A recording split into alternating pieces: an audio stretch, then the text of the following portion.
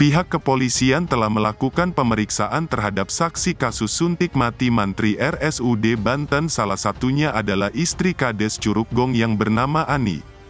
Dalam pemeriksaan tersebut, istri selingkuhan bidan Bohai angkat bicara jelang Kades disuntik mati Mantri RSUD Banten.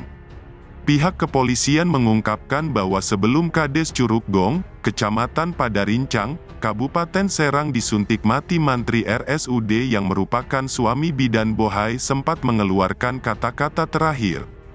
Ani menjelaskan jika suaminya sempat mengatakan perminta maafan pada Mantri RSUD Banten yang bernama Suhendi. Meskipun demikian, Ani mengakui tidak mengerti kenapa suaminya menyampaikan perminta maafan pada tersangka saat itu. Ani juga menjelaskan jika pelaku saat datang ke rumahnya kemudian marah-marah pada suaminya. Menurut Ani, pelaku dengan nada marah menanyakan kenapa suaminya tidak datang ke rumahnya saat disuruh ke sana. Kemudian Salamunasir menyampaikan perminta maafannya dan saat itulah suami bidan Bohai menyuntik Kades Curugong. Menurut Ani, suaminya saat itu telah meminta maaf, namun pelaku tiba-tiba mengeluarkan suntikan dan menyuntikannya. Tak berselang dampak suntikan itu langsung terlihat, Salamunasir langsung sesak nafas dan dari mulutnya mengeluarkan busa hingga tidak sadarkan diri. Selain itu, Ani juga mengatakan jika suaminya juga sempat mengatakan jika dirinya disuntik oleh Mantri RSUD Banten tersebut, dan begitu seselai mengatakan hal itu, Salamunasir langsung kejang-kejang dan tidak sadarkan diri. Melihat kondisi tersebut, Ani langsung memberikan pertolongan dengan membawa suaminya ke puskesmas dan dinyatakan meninggal dunia saat dalam perjalanan ke rumah sakit untuk mendapatkan penanganan lebih lanjut. Sedangkan pihak kepolisian mengungkapkan dari pemeriksaan yang dilakukan motif suntik mati Kades Curugong tersebut adalah perselingkuhan. AKBP Hujra Soumena selaku Wakapolresta Serang Kota menjelaskan jika terdapat dugaan perselingkuhan antara Kades Curugong dengan bidan Bohai berinisial NN yang telah terjadi dalam beberapa bulan sebelum kejadian tersebut.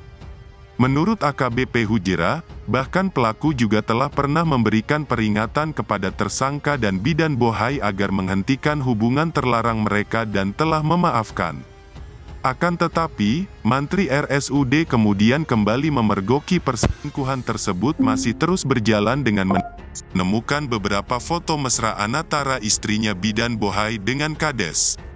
Akibat menemukan foto bidan Bohai dengan Kades tersebut membuat Mantri RSUD Banten naik pitam dan menyiapkan suntikan. Kuasa hukum dari Suhendi, Raden Elang Yayan Mulyana menjelaskan jika kliennya tidak bermaksud untuk membunuh Kades Salamunasir. Yayan mengatakan sebenarnya Suhendi takut dengan Salamunasir sehingga suntikan dengan maksud hanya untuk melumpuhkan saja. Sedangkan AKBP Hujra menjelaskan bahwa Suhendi menyiapkan suntikan yang berisikan cairan sidiadril difenhidramin.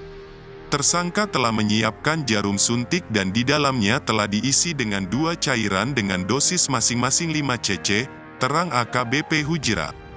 Pada pagi harinya sekitar pukul 10 waktu Indonesia Barat, Mantri Suhendi menemukan HP milik istrinya dan melihat adanya foto-foto NN dengan korban, jelas AKBP Hujra.